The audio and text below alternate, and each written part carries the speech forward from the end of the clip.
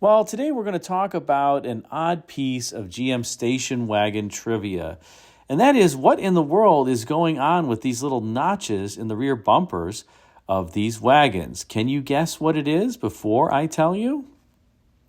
Well, if you said that that was a provision for a step when the door opened, you would be correct. Ding, ding, ding, ding, ding.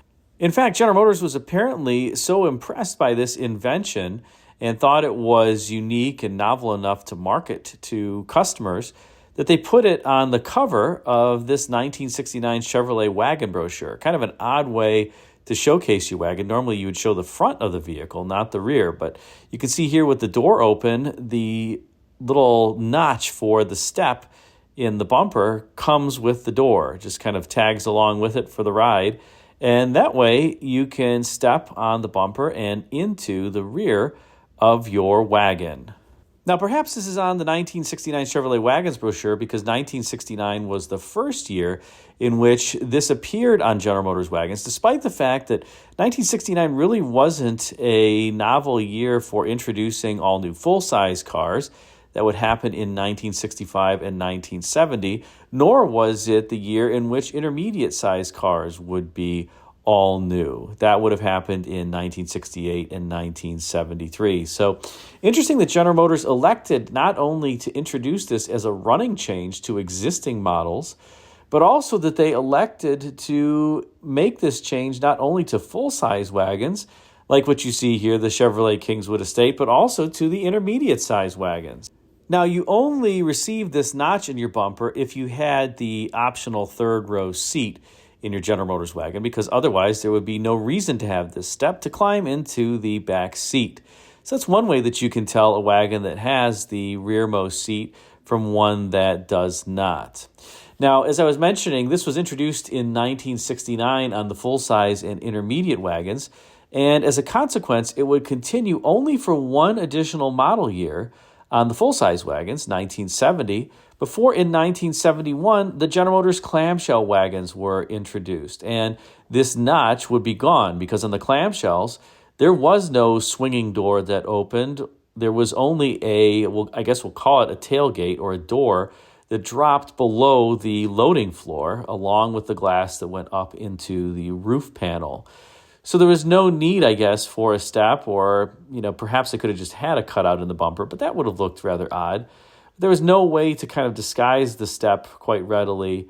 And also on the clamshell wagons, you didn't enter the rear seat from the rear of the wagon. You would get in the rear seat from the rear doors on the passenger side, or the rear door on the passenger side, because the third row faced forward in those clamshell wagons as opposed to facing rearward.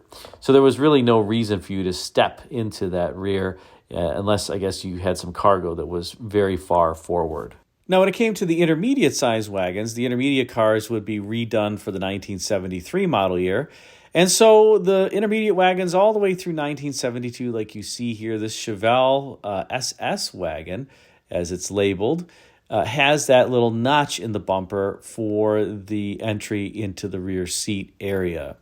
So again, this would continue on through the 1973 model year, at which point the wagon was redesigned. You can see here a 1973 Chevelle SS wagon. By the way, this is a factory Chevelle SS wagon for 1973, and I think it's one of about 80 that were produced that came standard with the 454 cubic inch big block V8. And this particular wagon that was new for 1973 had a clamshell but a different design. You notice the handle here. The liftgate opens all the way. There's not a separate glass and lower portion. You just kind of open the entire liftgate, and that was how you got into your wagon. So I guess Chevrolet and the other General Motors divisions just felt that that step wasn't needed because in this case, the rear seats did face rearward, just like the previous generation and unlike the full-size clamshell wagons. So you could have used a step.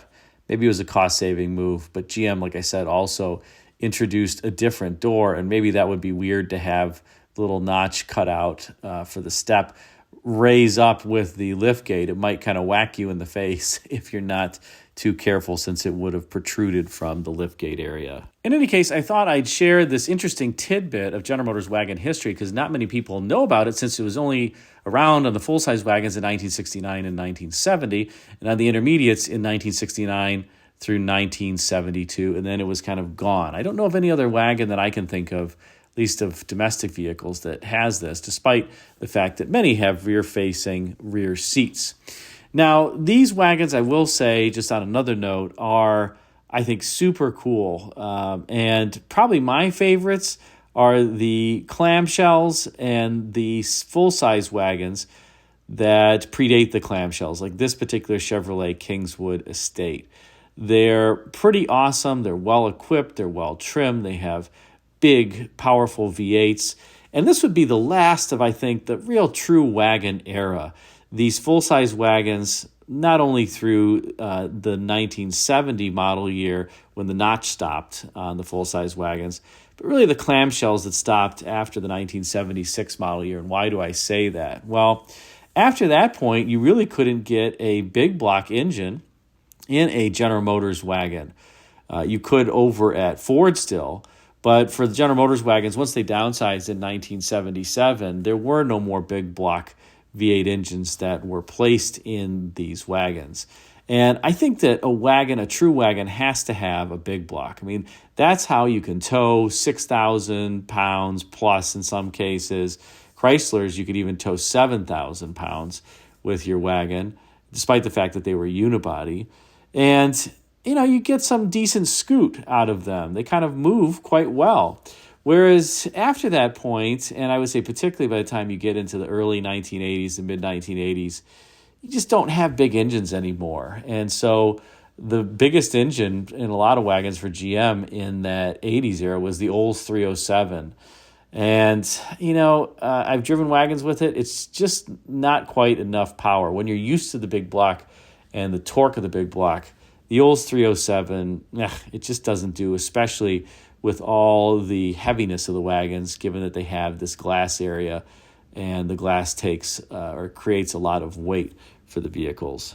And I will say that my vote for the most outrageous wagon ever has to be this 1970 Pontiac Safari wagon. I mean, look at that front nose and how much bright work there is, especially that bird beak and this big chrome grille and the headlamps, as well as what were supposed to look like outlets for horn sounds inboard of those headlamps.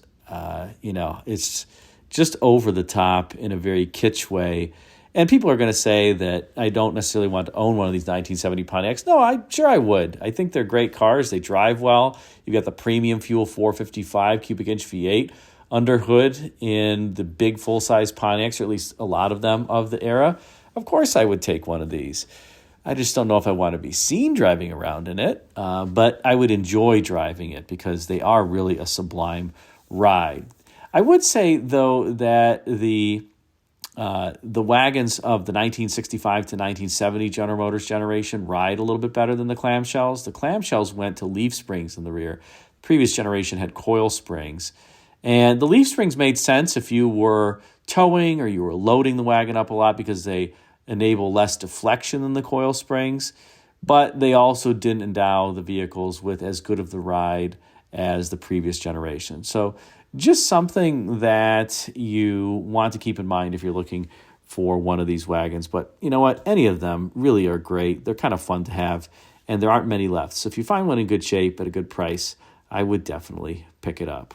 What do you think about that little step in the notch? Was that worth retooling bumpers and doing all that work just for that brief of a run? Put a comment in the comment section and let me know. Thanks again for watching.